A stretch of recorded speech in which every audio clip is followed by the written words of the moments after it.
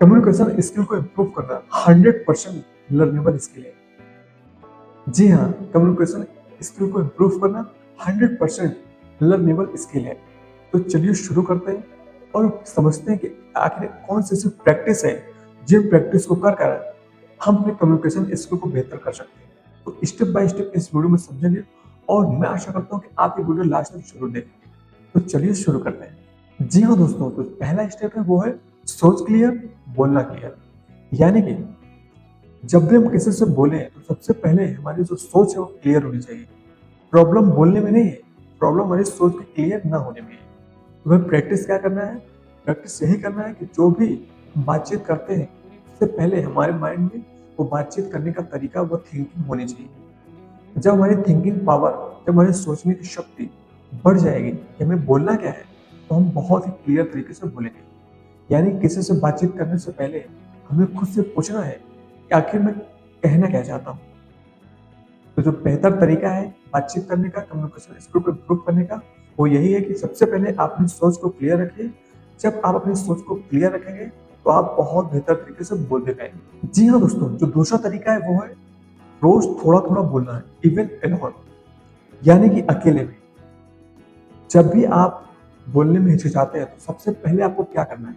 आपके पास अगर फोन है तो फोन को रिकॉर्डिंग चालू करना है, फोन की वॉइस रिकॉर्डिंग चालू करना है और उसमें बोलना है, अकेले बातचीत करना है, खुद से क्वेश्चंस पूछने हैं, उसके आंसर्स ढूंढने हैं, खुद में बातचीत करें और रिकॉर्ड करें और ऑब्जर्व करें कि आखिर आप कहाँ अटक रहे हैं बोलने में। यानी कि जो बोलने का डर है उसको खत्म करने का जो सबसे बेहतर तरीका है, आप अपने फोन की रिकॉर्डिंग चालू करिए और उसमें बोलिए और जहां भी आपको लगे कि गलत है वहां पे और इम्प्रूव करने की कोशिश करिए।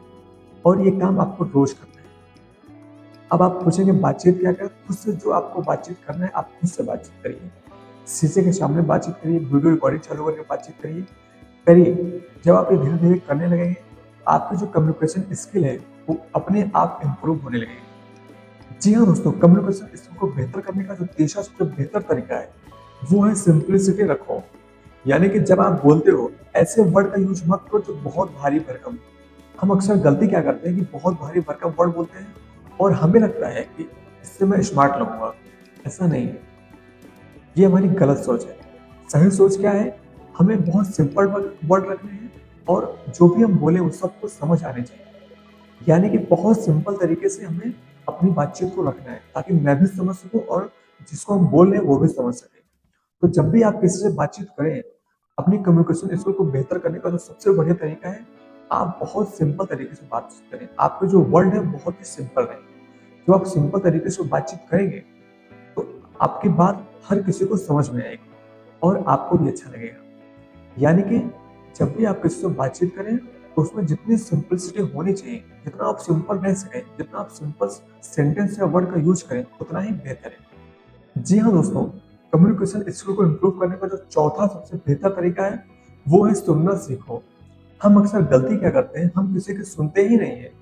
हम बहुत बोलते हैं, हम बोलते चले जाते हैं और सामने वाले की सुनते ही नहीं है। ये बहुत बड़ी गलती होती है हमारी। कहा जाता है ना, गुड कम्युनिकेटर गुड लिसनर। इसका मतलब होता है अच्छा वही बोल सकता है जो अच्छा सुन सकता है। यानी कि जब भी कोई आपसे कुछ बातचीत करे तो आप पूरी कोशिश करिए कि पहले उसकी बातचीत को सुनिए, वो आखिर कहना क्या चाहता है, फिर उसके वर्ड को पकड़ करके आप अपना रिप्लाई दीजिए। यानी कि सामने वाले को समझना है, उसके बाद हमें बोलना है। हमें सोच समझ के बोलना है। हमें इतना नहीं बोलना है कि सामने वाले को इंटरप्ट करें बीच में और उसकी रिस्पेक्ट ना करें। जब आप सामने वाले को बोलने देते हैं और उसको टाइम देते हैं बोलने का, तो वो खुद के अंदर एक रिस्पेक्ट फील करता है कि सामने वाला मुझे रिस्पेक्ट करता है। और फिर जब आप बोलने लगेंगे तो आपकी भी रिस्पेक्ट करेगा। यानी कि आपको बीच में इंटरप्ट नहीं करेगा और आपकी बातों को बहुत ध्यान से सुनेगा। ये होती है बेहतर बोलने वाले की स्किल। कम्युनिकेशन स्किल का बहुत ही बड़ा इंपॉर्टेंट पार्ट है कि सबसे पहले आपको सुनना है, फिर आपको बोलना है। इसलिए नहीं सुनना है कि आपको रिप्लाई देना है, इसलिए सुनना है कि उसको भी समझना है और अपनी बातों को भी समझना है। जी हाँ दोस्तों, अब जो कम्युनिकेशन स्किल का जो लास्ट पार्ट है, पांचवा पार्ट, वो है गलती हो गई। हम अक्सर डरते रहते हैं कि अगर हम बोलने चले गए तो हमें बहुत डर लगेगा। बचपन में जब मैं स्कूल में पढ़ता था, आप सबके साथ हुआ होगा, जब कोई स्टेज पे बोलने के लिए बोलता है कि आपको स्टेज पे कुछ परफॉर्मेंस देनी है, हमें बहुत डर लगता है। और यही हमारा सबसे ब्रेक पॉइंट होता है। हम पहले से इस सोच के बैठ जाते हैं कि हमें डर लगेगा। मुझे ऐसा नहीं सोचना चाहिए, यानी कि हमको ऐसा कभी सोचना ही नहीं चाहिए कि डर लगेगा। बहुत ज़्यादा डर ही लगेगा, लेकिन जब आप प्रैक्टिस करेंगे तो आपका डर अपने आप मिट जाएगा। यानी कि आपको डरना नहीं है, और गलती हो गई इस चीज़ का बिल्कुल डर अपने मन में नहीं रखना। गलती आपसे नहीं सबसे होती है। जो भी पहली बार सामने किसी से बोलेगा, गलतियाँ होती हैं, और जितनी बार आप गलती करोगे आपका कॉन्फिडेंस उतना ही ऊपर होता चला जाएगा। यानी कि आप अपने आप को और इम्प्रूव करते चले जाएंगे।